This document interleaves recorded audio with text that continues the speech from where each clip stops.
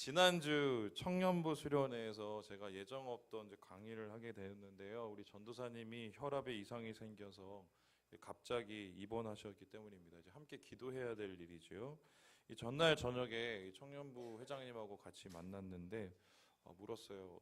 어떤 강의 주제가 좋을까요? 그랬더니 회장님께서 말씀하시기를 목사님, 청년들이 진로 때문에 되게 고민이 많아요. 이러더라고요.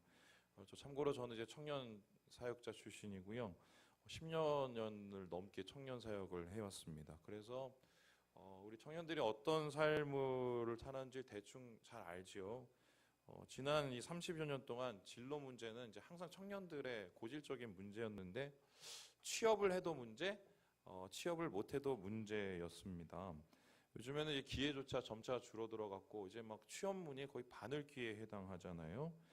그렇게 어렵게 취직을 하고 직장 생활을 하는데도 위기는 오지요. 내가 꿈꿔온 생활이 아니고 또 여러 가지 적성도 안 맞고 사람도 안 맞고 뭐 또 미래도 불투명하고 그래서 이제 불행한 직장 생활을 하는 청년들이 의외로 되게 많이 있습니다. 이 진로에 대해서 강의를 했는데 예전에 이제 두세 번 했던 강의안이 있어갖고 이제 그것에 뺄 건 빼고 넣을 건 넣고 이렇게 보충해서 이제 강의를 준비했습니다. 이 청년들 반응이 되게 궁금했어요. 그리고 강의 피드백을 해봤는데 아니나 다를까 별로 안 좋았습니다. 근데 이전에 두세 번을 했는데도 대부분 반응이 안 좋았어요. 왜냐하면은 제가 하는 이 직업관 혹은 비전론에 대한 강의는 굉장히 지극히 극단적으로 현실적이기 때문입니다. 저는 뭐 하나님께서 뭐 축복해 주셔서 길을 열어 주신다, 승리한다, 뭐 그리고 걱정하지 말라, 기도하면 문이 열다 이런 얘기 안 합니다. 그런 얘기는 이미 많이 들었고 실망을 많이 했고 또 제가 그런 얘기에 하나 더 보태갖고 희망 고문을 할 필요는 없다고 생각을 하거든요. 그래서 좀 극단적인 얘기들을 좀 많이 해주는데 이런 거예요. 성공을 위해서 노력해도 안 될 수도 있다.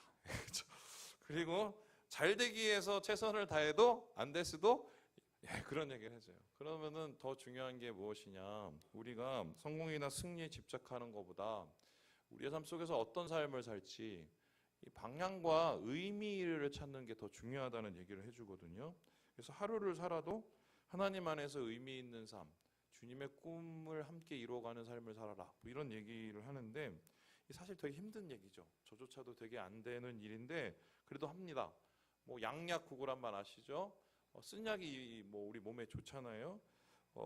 한 청년이 강의를 마치고 저한테 이런 얘기를 하더라고요. 목사님 머리가 더 복잡해졌어요. 이 강의 제목이 뭐였냐면 보시면 알겠지만 이런 거였는데 한번 띄워주시겠어요? 휴, 난 뭐라고 살아야 되나? 이게 이제 강의 제목이었는데요.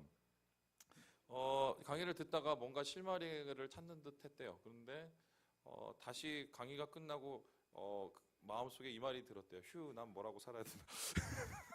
그래서 제가 이제 뭐 당연히 예상했던 피드백이었죠. 그래서 이제 미안하지만 나머지는요 본인 몫이거든요. 그러니까 얼마나 하나님한테 매달리고 무릎으로 나아가고 고민하고 치열한지 뭐 이게 사실 결론인데 이제 주님 붙잡을 때 뭔가가 일어나게 되지 않습니까? 청년 직업관 할 때마다 제가 그 강의 때 꼭 빼지 않는 말이 있어요. 뭐냐면은 지금은 뭘 해도 안 되는 시기다. 진짜 우리가 그런 시기에 살고 있어요, 한국이요. 사실 이제 8, 90년대만 해도 뭘 하면 그래도 좀 되는 게 많았거든요. 그런데 지금은 열심히 해도 집도 살 수 없는, 차도 사기 되게 힘든 시기를 살고 있습니다. 한국 경제가 이제 호황기를 떠나서 이제는 침체기로 가고 있는데 사업하시는 분들이 이제 대부분 말씀하시는 게 뭐 되는 게 없대요. 도대체 되는 게 뭐가 있는지 잘 모르겠어요. 그래서 이런 어려움 속에서 비집고 그래도 뭔가 이제 튀어오르시는 뭐 이 특별한 케이스가 있지만 뭐 일반적인 것은 아니거든요. 이 방법을 가르쳐 줄 때 비가 오면 비를 맞고 비를 이겨내는 방법을 가르쳐 주는 게 좀 맞다고 생각을 해요. 그래서 그거를 통해서 뭔가 이 세기를 준비하는 것 이거를 가르쳐 주는 게 더 저는 도움이 된다고 생각하거든요. 어쩌면 우리 청년들에게 우리 기성세대가 좀 미안해할 필요가 있어요. 왜냐하면 우리가 져야 될 짐을 좀 많이 떠맡겼거든요. 그래서 제가 강의 마치고 저는 어떤 피드백이 왔냐면, 청년들한테 너무 많은 거를 요구해서는 안 되겠다, 이런 마음이 들고, 격려와 사랑의 어떤 위로를 많이 해줘야겠다, 이런 마음을 많이 품었어요. 여러분, 좀 주위 있는 청년들 보면 힘내라고 얘기를 해주세요. 힘내라고. 그 말 한마디가 도움이 많이 될 때가 있거든요. 왜 오늘 이렇게 답답한 얘기로 오늘 말씀을 시작하느냐? 좀 좋은 얘기도 있을 텐데, 뭐 되는 게 아무것도 없다는 둥, 뭐 현실은 뭐 깜깜하다는 둥, 왜 이 소리를 하느냐? 오늘 이제 우리가 살펴볼 본문이 답답한 시대의 이야기이기 때문입니다. 룻기죠, 룻의 이야기죠. 근데 이 룻의 이야기는 결국 뭡니까? 유대의 작은 마을, 이 베들레헴에 살았던 한 가정의 이야기예요. 베들레헴의 크기가 어느 정도냐면요, 사람이 채 한 몇백 명도 안 되는, 예수님 시대 1000년이 지나서 1000명도 안 되는 뭐 그런 이 작은 시골 마을이었습니다. 그리고 이곳에서 살아가는 룻의 가정 역시 일반적이지 않은 좀 문제가 있는 가정이었는데, 요즘으로 말하면 뭐 문제라고 말하면 그렇겠지만 다문화 가정이었어요. 어려운 가정이죠. 그래서 마을도 어렵고 가정도 어려운데 시대적인 상황은 더 어려웠습니다. 이를 드러내는 구절이 있지요. 룻기 1장 1절의 말씀을 한번 같이 한번 읽어봅니다. 시작. 사사들이 시기하던 때에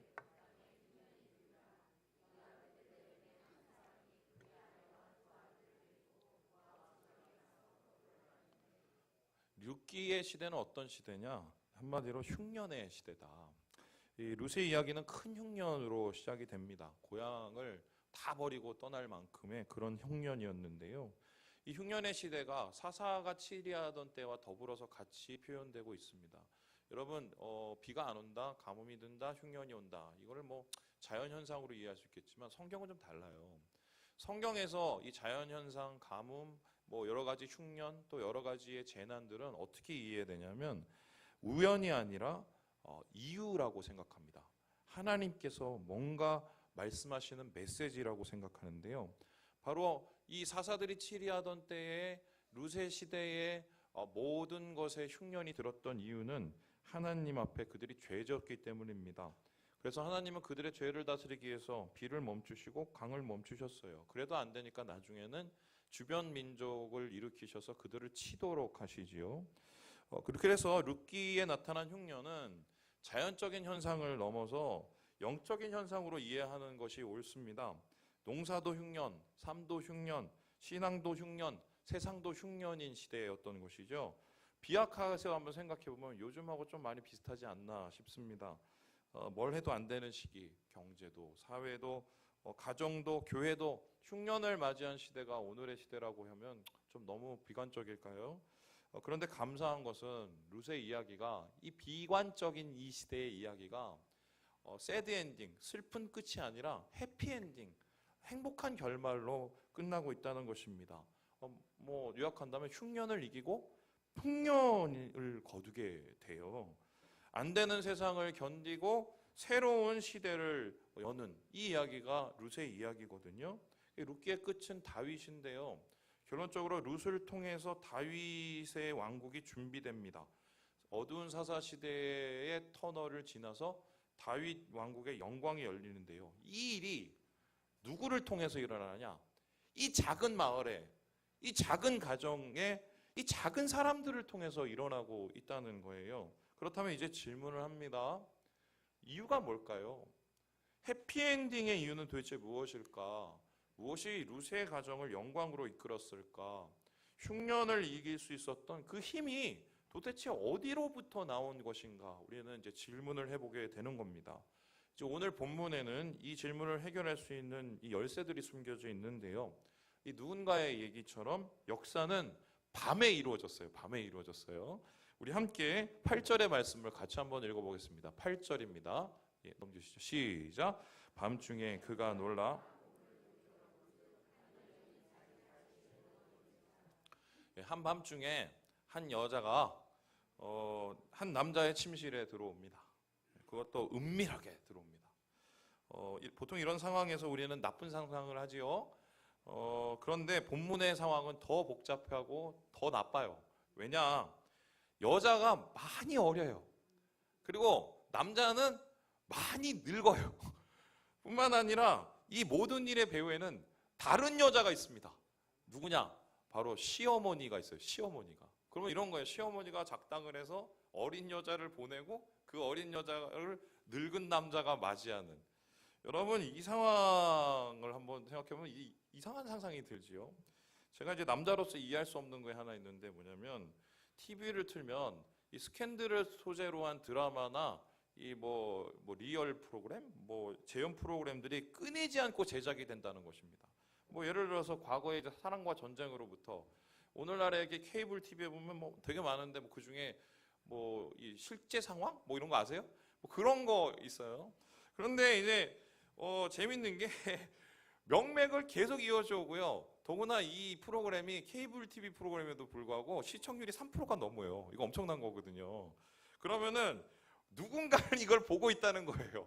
그죠? 누군가 이걸 좋아하고 있기 때문에 제작이 되는 거지요. 보통 이제 이런 프로그램의 시청자는 여성 시청자들이 많대요. 이게 제가 뭐 이렇게 없는 얘기 하는 거 아니에요.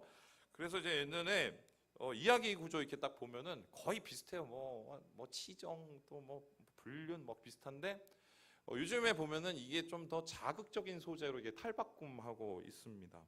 근데 이제 본문의 상황을 이 한밤중에 어린 여자가 늙은 남자를 찾아갔다. 그것도 뒤에 다른 여자가 있었다. 이 상황만 보면은 마치 뭐 이 스캔들 프로그램에 나오는 다른 내용과 별로 다르지 않지요. 아마 이게 나오면 시청률 한 5%는 보장되지 않을까 생각이 되는데 룻, 보아스 그리고 나오미가 만들어낸 이 밤의 장면을 놓고 본다면 뭐 두 가지의 나쁜 상상을 하게 됩니다. 첫 번째, 이 자신의 정력을 채우려는 늙은 남자의 원조 규제. 뭐 사회에 팽배하고 있잖아요. 두 번째 나쁜 상상 뭐죠? 자신의 목적을 채우기 위해서 남자를 미끼로 삼는 뭐예요? 꽃뱀의 유혹. 뭐 이렇게 우리가 뭐 그런 스토리들을 만들어 볼 수 있어요. 그런데 본문은 이런 우리들의 부정적인 선입견, 우리들의 부정적인 생각을 송두리째 무너뜨려 보여요. 아무 일도 일어나지 않았어요. 이 밤에 이 은밀한 만남에 이 은밀한 교제에 아무 일도 일어나지 않았어요. 더 정확하게 표현한다면 도저히 있을 수 없는 일들이 일어난 것입니다. 이제 먼저 보아스라는 사람은 여느 남자처럼 이 어린 룻, 이 여인을 정력의 대상으로 이용하지 않습니다. 한밤에 이루어진 은밀한 만남을 오히려 거룩한 만남으로 바꿔버려요. 룻을 지켜주죠. 배려해 줍니다. 본능을 거스르는 친절을 베푸게 됩니다. 여러분 지금 이제 사회에서 가장 큰 반향을 일으키는 게 뭐예요? 미투 운동이지요. 이 미투 운동 결국 무슨 얘기인가요? 이 남자들의 권위주의적인 못된 성향들이 만들어낸 이 사회악 쓰레기 얘기 아니겠어요? 그런데 보아스의 이야기는 3000년 전 이야기거든요. 그러면 그 당시에 여자들의 권위는 땅바닥이었단 말이에요, 지금보다. 그럼 미투 운동도 할 수 없는 시대예요. 거의 여자를 물건처럼 여기던 시대인데 이 시대에 보아스는 이 은밀하고 나빠질 수 있는 밤을 거룩한 밤으로 만들고 룻을 지켜준다. 오늘날의 모든 남자들을 이 못난 모습을 부끄럽게 만드는 행동을 하고 있습니다. 뿐만 아니라 룻은 시모의 이상한 요구를 그대로 따릅니다. 야, 몸 단장 잘하고 향수 뿌리고 남정네 처소 들어가. 이 이야기를 좋게 받아들일 만한 젊은 여자가 있을까요? 말도 안 되는 이 요구에 룻은 토를 닫지 않습니다. 참고로 룻과 보아스의 이 나이 차를 생각을 해보면 어느 정도냐? 아버지와 딸의 수준이었어요. 우리 함께 우리 11절의 말씀으로 확인해 볼까요? 시작. 그리고 이제 내 딸아 두려워하지 말라.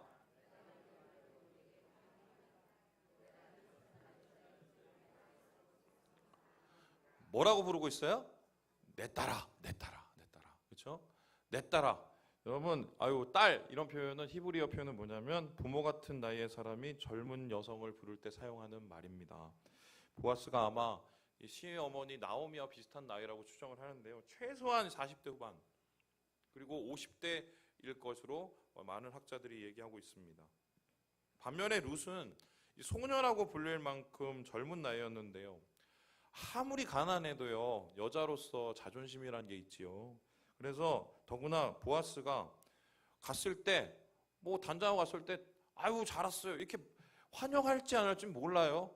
거부할 수도 있고 거절할 수도 있고 이용하고 내칠 수도 있는 상황이죠. 그런데 룻은 나오미의 이상한 요청을 따릅니다. 이해할 수 없는 헌신과 희생이죠.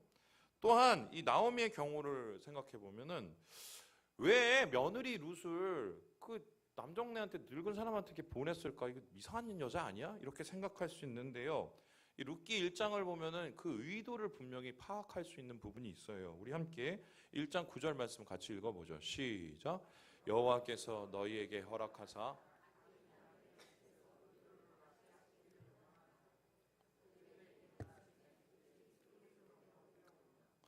두 아들을 잃은 나오미죠. 그리고 그에게는 그 남편을 잃은 두 며느리가 있었습니다. 그래서 나오미는 고민을 하기 시작했어요. 이 며느리들을 어떻게 할까? 그러다가 한 가지 방법 냈는데, 야, 니네 집에 가.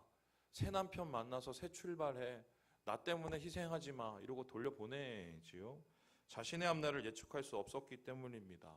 보통 이기적인 마음으로 이 며느리 앞길 막는 분도 계시는데 나오미는 그렇게 하지 않았어요. 그런데 룻은 안 해요. 저 엄마 쫓아갈래요. 시어머니 쫓아갈래요. 그리고 어머니를 쫓아서 이 먹고 살 길 막막한 이 어머니와 함께 낯선 남의 땅, 이방 땅으로 온 거지요. 나오미는 이와 같은 룻이 굉장히 고마웠을 것입니다. 그리고 되게 미안했을 거예요. 그죠? 그래서 룻에게 어떻게 해서라도 새 인생 마련해주고 싶었던 거예요. 그런데 새 인생을 마련해 주려니 룻은 외국인 여자란 말이에요. 결혼을 안 하려고 한단 말이에요. 그러면 이 상황에서 룻에게 새 남편을 마련해줘서 새 인생을 줘서 좀 가난해서 벗어나게 할 방법이 없을까 고민을 한 거죠. 그러다가 가까운 친척을 발견하고 그거를 알아보니 베들레헴 지방의 유력한 이 사람이라는 걸 알게 되었습니다. 아, 이 사람이다. 이 사람에게 가면은 룻이 결혼도 할 수 있고 새 인생 살 수 있겠다. 이렇게 생각을 한 거예요. 그런데 이거는 이제 어떤 의미냐면 일단 나오미를 떠나면 남남이에요. 그죠? 그러면 지금은 룻 때문에 나오미가 먹고 사는데 룻이 떠나면 뭐를 먹고 살겠어요? 막막한 거죠? 그런데 나오미는 그래도 떠나라고 지금 밀어내고 있는 거예요. 네 인생 찾아라고. 나 신경 쓰지 말라고. 어머니 마음이죠. 그래서 나오미의 요구를 한마디로 표현하면 이것이죠. 나를 버리고 떠나라. 새삼 찾아라. 그게 내 행복이다. 난 그래도 괜찮아. 이렇게 지금 얘기를 하고 있는 거예요. 상식을 넘어선 배려, 상식을 넘어선 희생, 상식을 넘어선 친절입니다. 세 사람 모두 각자의 위치에서 기대 이상의 삶을 살았는데요. 그렇고 그런 지저분한 스캔들로 끝날 수 있는 이야기를 훈훈한 이야기, 감동적인 이야기, 거룩한 스토리로 변화시켰습니다. 자, 그렇다면은 이와 같은 훈훈한 이야기를 쓸 수 있었던 그 이유, 그 원인, 그 배경은 무엇인가? 보아스는 오늘 말씀 속에서 이렇게 얘기를 하고 있습니다. 우리 함께 10절의 말씀을 같이 한번 읽어보지요. 시작. 그가 이르되 내 딸아 여호와께서 내게 복 주시기를 원하노라.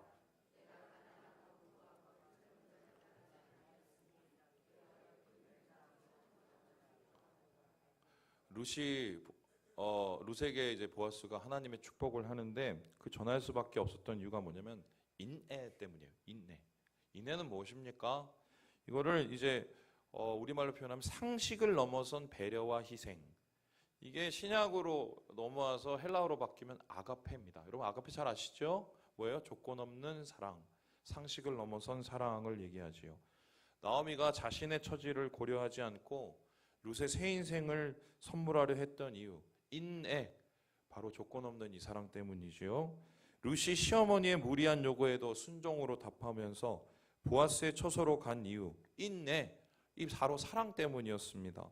보아스가 룻의 갑작스러운 도발에도 친절로 답한 이유, 바로 룻에 대한 인내, 상식을 뛰어넘은 친절이었죠. 자, 그렇다면은 이 세 사람의 헤세드 이 인내는 일반적인 이 모습은 아니었어요. 먹고 살기도 힘든 시대에 남 챙기기가 어디 쉽겠습니까? 더구나 이들의 시대는 불법과 폭력이 난무한 사사의 시대였습니다. 자기가 왕에 되어서 자기만 잘 먹고 잘 살 뿐이 아니라 남의 삶까지 망가뜨리고 있는 엉망인 시대였단 말이에요. 이 탈무드의 기록에 보니까 이 사사기와 룻기와 사무엘서를 사무엘이 썼다고 얘기를 하거든요. 그런데 공교롭게도 사사기의 끝 이 피날레와 룻의 피날레가 모두 밤에서부터 출발이 됩니다. 우리 함께 사사기 19장 26절 말씀을 같이 한번 읽어보지요. 시작. 동틀 때 여인이 자기의 주인이 있는 그 사람의 집 문에 이르러. 사사기 19장의 밤은 좀 극악한 밤이었어요. 오늘의 본문 룻기 3장과 대비가 되고 있는데 웃기지도 않은 이야기가 나옵니다. 레위인, 예배자, 제사장 레위인이 첩이 있어요. 첩이. 목사가 첩이 있는 거예요. 한번 생각을 해보세요. 그런데 더 웃긴 게 이 첩이 바람이 나요. 그리고 도망가요. 그래서 그 첩을 또 잡으러 가요. 웃기죠?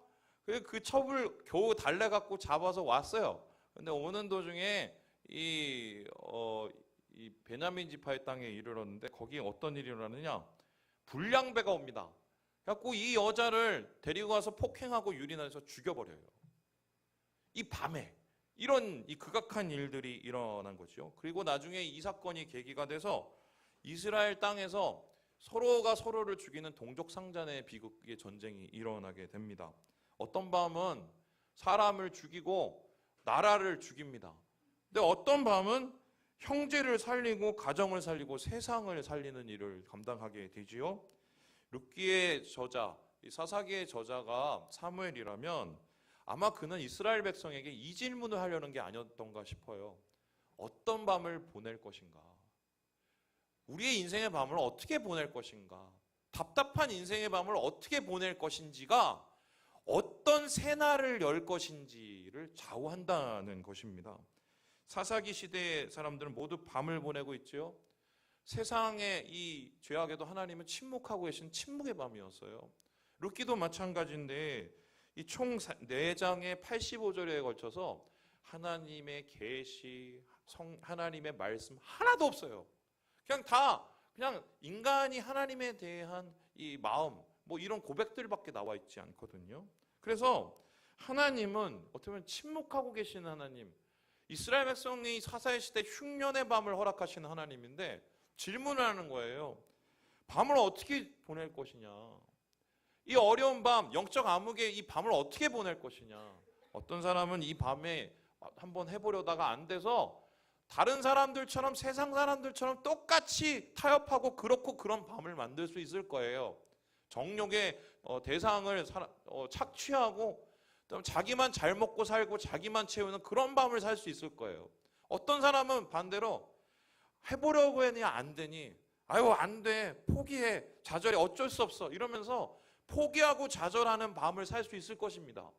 근데 그런 일이 일어났을 때 세상은 계속 어둠이며 밤일 거예요. 그런데 오늘 이 보아스와 그리고 이 룻과 이 나오미를 보세요. 밤을 이겨내고 있어요. 이 칠흑가도 같은 밤을 이겨내고 있단 말이에요. 어떻게 이겨내고 있습니까? 하나님의 헷셋으로, 상식을 넘어선 배려와 존중으로, 조건 없는 사랑으로 이 밤을 이겨내고 있는 것입니다. 룻기의 4분의 1이 직간접적으로 하나님에 대해서 이야기하는 고백이 드러나 있는데요. 신앙인으로서 가장 버티기 힘든 시기를 하나님에 대한 신뢰의 마음, 그래도 내 삶 속에서 하나님의 인애를 이루기 원하는 그 마음으로 버텨낸 거예요. 여러분, 그들이 사랑을 품을 수 있었던 이유, 하나님의 사랑을 믿었기 때문이에요. 저는 그렇게 생각해요. 개판이죠. 어렵죠. 희망이 없지요. 그래도 주님의 사랑은 영원하십니다. 아멘이세요? 그 사랑을 알고 그 사랑을 품은 자가 결론적으로 세상을 엽니다. 룻은 그 사랑으로 자신을 희생하여서 끊긴 대를 이으려고 남자한테 가요. 이 보아스는 자기를 희생해서 자기 것 털어서 나오미의 가정을 다시 회복해 줍니다. 그리고 나오미는 나를 버리고 가 자기를 희생하면서 룻에게 새 삶을 허락하려고 하는, 여러분 여기에서 당연히 하나님께서 해피엔딩을 허락하실 수밖에 없는 이유를 발견하지 않나요? 우리 모두가 이 상식을 뛰어넘는 이들의 사랑에서 배워야 될 질문이지요. 지난주에 제가 이제 신방하는데 이 교우 한 분이 저한테 이렇게 얘기하시더라고요. 아유, 우리만 잘하면 돼요. 우리만 잘해도 돼요. 뭐 이런 얘기를 하시더라고요. 왜 이 말이 나왔냐? 엉망인 교회 때문이었습니다. 우리 교회는 이제 상처받은 분 많이 오시는데 되게 이제 잘못된 권위죠. 그리고 믿었던 리더들, 뭐 까놓고 말하면 목사 때문에 힘들어하신 분들이 우리 교회에 많이 오셨습니다. 사실 저도 그렇게 상처받은 사람 중에 한 명이고, 우리 가정이 옛날에 힘들었던 이유 중에 하나가 목사님, 못난 목사님 때문이었어요. 교회가 무너지고 갈라지는 것을 몇 번 봤는지 모르겠어요. 그리고 그 상처를 안고 신앙적으로 저 방황 많이 했습니다. 그런데 목사가 됐어요. 이해가 안 됐어요. 내가 왜 목사가 됐을까? 목사가 되고 나서 이 목사를 이해하게 됐는데, 제가 목사 편이 되었다는 소리가 아니라요, 왜 목사님들이 이렇게 망가지는지를 알게 됐어요. 여러분, 신대원에서 우스갯소리가 있어요. 뭐 아시는 분 있죠? 뭐 3학년이잖아요. 1학년 들어가면 장로, 2학년 들어가면 집사, 3학년 들어가면 뭐예요? 평신도, 4학년 졸업할 때는 뭐예요? 안 나가. 안 나가. 뭐 이런 얘기 있어요. 왜 이런 씁쓸한 이 질문이 나오느냐? 학교에 들어가면서 하나님이 나한테 주신 소명이 뭘까? 한국교회를 변화시킬 수 있는 영향력을 내가 만들어야지, 뭐 이런 꿈을 품고 들어가잖아요. 근데 이내 현실을 보죠. 다 썩었어요. 교계도 썩고 학교도 썩고 다 썩었어요. 다 썩었어요. 그 다음에 여자 어떻게 하냐? 답답하죠. 왜 이 모양일까? 이 모양일까? 도대체 희망은 없을까? 그러면서 이제 얼굴이 시커매져요, 애들이. 그러다가 나중에 어떻게 됩니까? 좌절하다가 3학년이 될 즈음에 살 길을 찾는데요. 그래도 이 정도는 어쩔 수 없어. 대충 타협을 하지요. 그리고 타협하면서 사역을 하다가 교회 생활하죠. 교회 생활 찌들어듭니다. 그럼 찌들다가 나중에 어떻게 돼요? 자신의 모습을 보면 알게 됩니다. 나도 똑같아졌네. 이게 여러분, 목사만의 이야기 같아요. 그런 면에서 이제 저 역시 그렇고 그런 목사인지 모르겠어요. 뭐 지키고 변치 말고 다짐을 했지만, 뭐 가랑비에 속옷 떴듯이 저도 변하고 있는지도 모르겠어요. 정신 차려야죠. 어쩌면 하나님이 이 질문을 던지시는 것 같아요. 저한테. 너가 상처받았는데 네가 어떻게 하는지 한번 보자.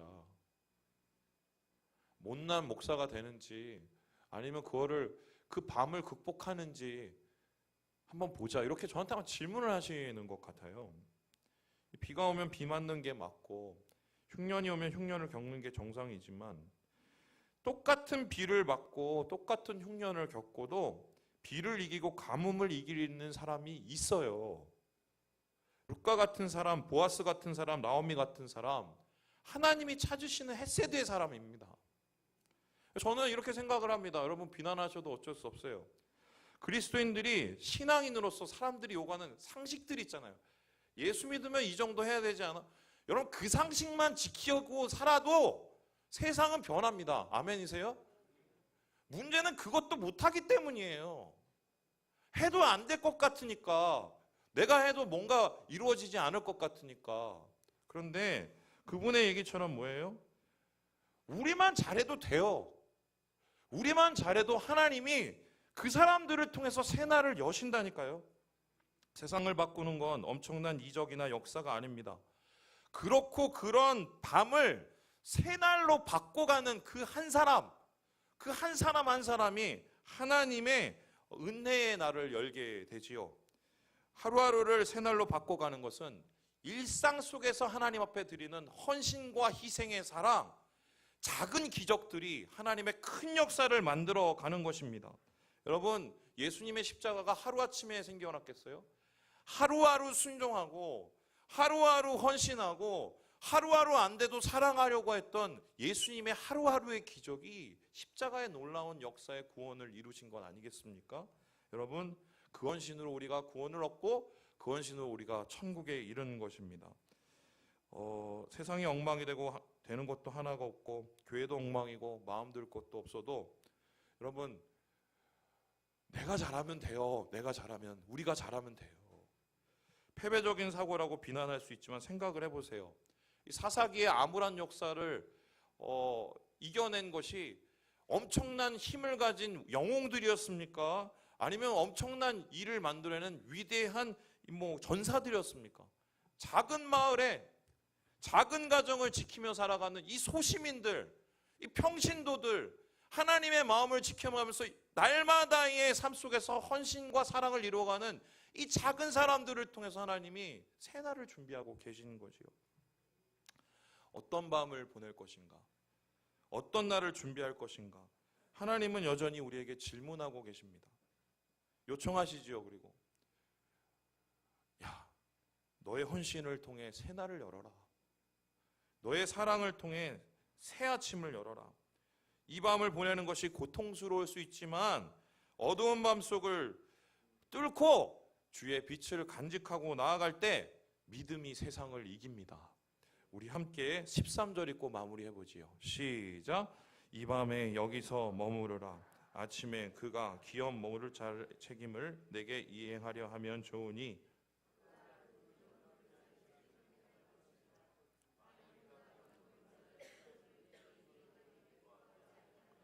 여호와께서 살아계심을 두고 맹세하노니 아침까지 누워있을지니라 하는지라. 여러분, 보아스 말합니다. 이 밤을 여기서 머무르라. 그 밤은 뭐예요? 주님과 함께 만들어가는 기적의 밤이요, 거룩한 밤입니다. 그 밤을 지낸 이 룻과 보아스는 새 아침을 열기 위해 세상으로 나아갑니다. 보아스가 기업 물을 자를 찾는다. 이 기업 물을 자는 가정을 회복시켜주고 가정 속에서 다시 은혜를 베풀 자거든요. 그 자가 되기 위해서 일하고 최선을 다하고 있어요. 학자들은 이에 대해서 뭐라고 얘기하면 이게 바로 하나님 모습이라고 얘기합니다. 하나님이 지금 우리에게 이 열심으로 한 가정 한 가정을 회복시키기 위해서 일하고 계신다. 바로 하나님 안에서 거룩한 밤을 보내는 날마다의 일상 속에서 작은 기적을 만들어가는 사람을 격려하시고 이들을 통해서 새 역사를 이루시기 위해서 하나님이 지금도 일하고 계신다. 바로 이러한 보아스의 모습을 하나님의 모습이라고 말하고 있습니다. 말씀을 정리합니다. 여러분, 우리만 잘해도 돼요. 다른 사람 볼 곳 없어요. 오늘 우리에게 맡겨주신 이 자리에서 우리가 이 어둠의 시간을 빛을 품고 이기면 그러면 되는 거예요. 우리 옆 형제 우리 자매하고 한번 얘기해 봅시다. 우리만 잘해도 됩니다. 아멘. 우리 새날을 준비하며 새 역사를 기대하며 하나님이 찾으시는 그런 사람이 되시는 그런 축복을 누리시는 우리 모든 형제 자매들 되시길 주님의 이름으로 축원합니다. 기도하겠습니다.